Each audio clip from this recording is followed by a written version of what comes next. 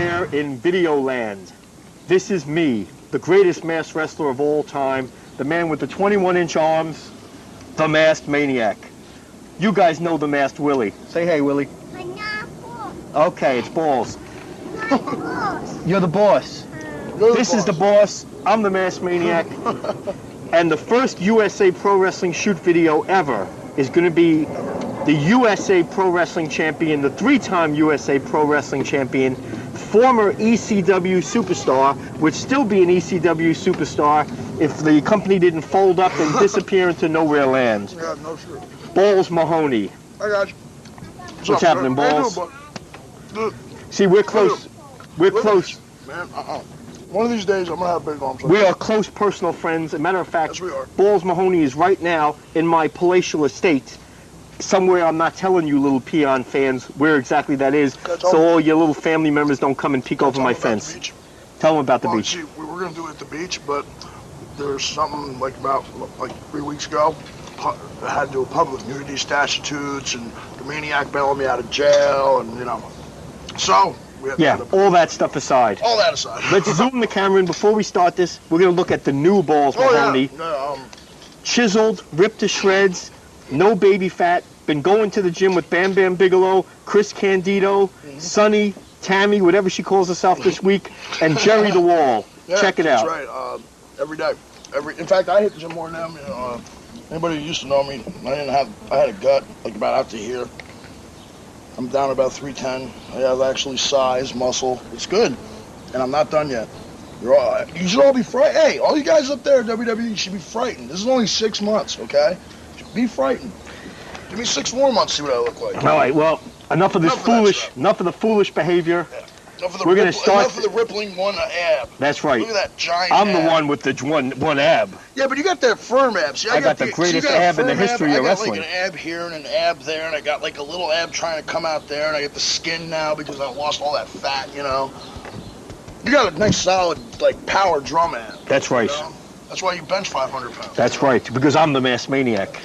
And you're not. That's all right, true. Let's start up with these questions because my wife's going to smack me in the back of the head if we don't finish this thing on time. All right, first, I have to ask him questions. Come here, we got food punch on your face. I know, but do me a favor. Look at the camera and give it a raspberry. All right. All right, go play with mommy now. All right. Pause, let me ask you. Pause. Let's pause on that. No pausing on anything. I love how you go from that Masked Maniac voice into like, it's okay, son. First of all, it's not me changing my voice. It's a couple years ago I got a good smack in the face, got a tooth knocked out, and I went from having a manly voice, brother, to having a little Cindy Brady lisp. So I try to disguise the Cindy Brady lisp. Now, if you're not done eating all the sausages that my wife and I bought to con you to come over here. They con me, all right. All right, Balls. What are your fondest memories of wrestling? As a fan or as a wrestler? What do you mean? All right, growing up as a fan. Growing up as a fan, what are the first things that really stuck in your mind about being, about watching wrestling? What made you want to be a wrestler? All right. See, that's a good question. Well, I mean, a lot of people don't know this. I said this on, I think I did that stupid RF video, and I kind of gave this a little bit, but on a full-out 100% shoot, I used to watch wrestling every Saturday after our morning with my grandfather, and he was sick because my dad. Hey, all you kids out there with rough childhoods, don't worry. Look, you can make something of yourself, all right? I didn't have a father. I did have a father. I don't know where he is, but. So my grandfather was a big, he was World War II, Korea, so he's a wrestling fan. That's what they did back then in those days. They had Gorgeous George. Even knew Chuck Richards was. He knew Candido's grandfather. Right.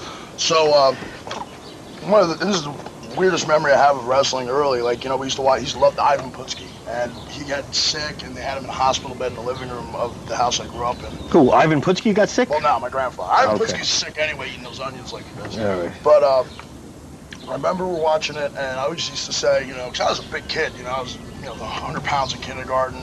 I was a 300-pound kid. Ice cream! Okay.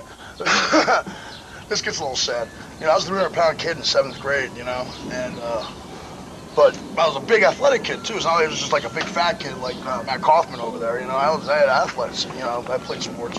But I remember I was going to play football, and Ivan Putski was on. Made sure I'm watching my grandfather because he's got diabetes. I mean, I didn't know at the time that he was dying of diabetes.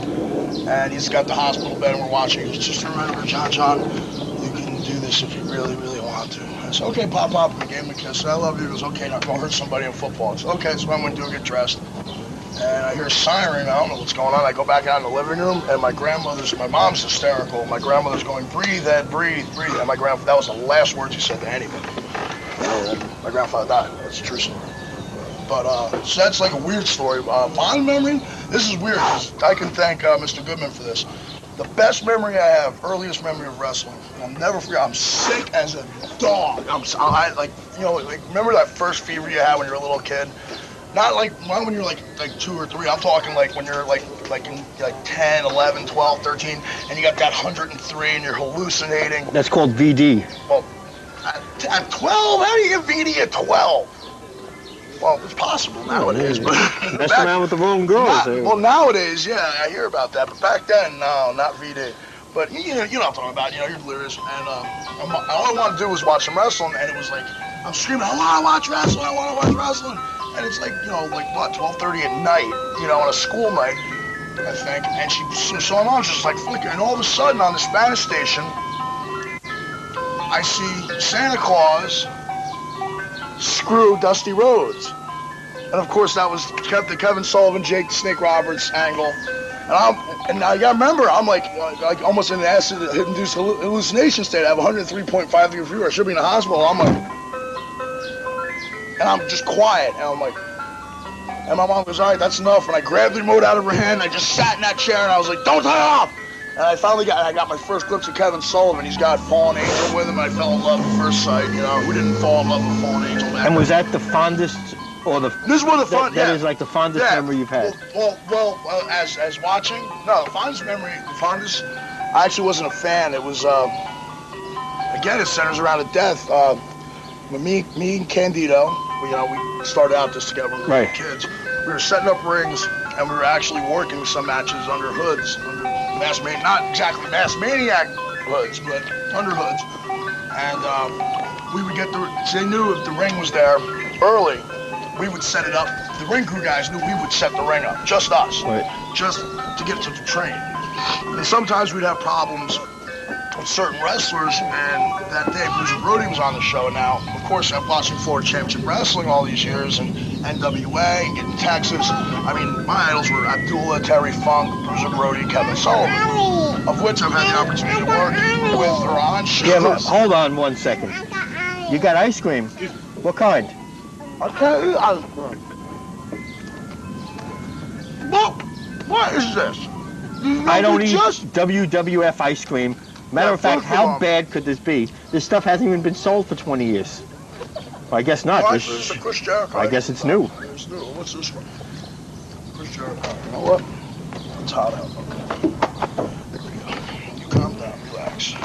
All right, continue on with the story. So, we're training in the ring and we're bumping and working hard. And Tommy Cairo was one of the ones who would come in and help us. I remember watching Bruiser Brody walk into the building, and he sees these kids. I mean, we're kids, 15 years old. He sees these kids in the ring, and he's like watching us, and we're like, all right. And then we didn't wrestle that night, of course, but what we would do is do security and go for the wrestlers. Like anyone needed a Coke, we would get a Coke. If they needed us to go run 10 blocks to the store for something, we'd do it. Anything the promoter or the wrestlers wanted to do. And by this time, we've already been around, so a lot of the independent guys know us, and some of the name guys know us. Well, Bruiser Brody, of course, being my idol, I was like, and you hear all the horror stories back then. Brody would wow fans and go after. I mean, in Japan, he used to go after fans left and right. A fan did him wrong. I mean, this is influence on me. If a fan ever touched Brody in the wrong way, wham, and that's the way it should be.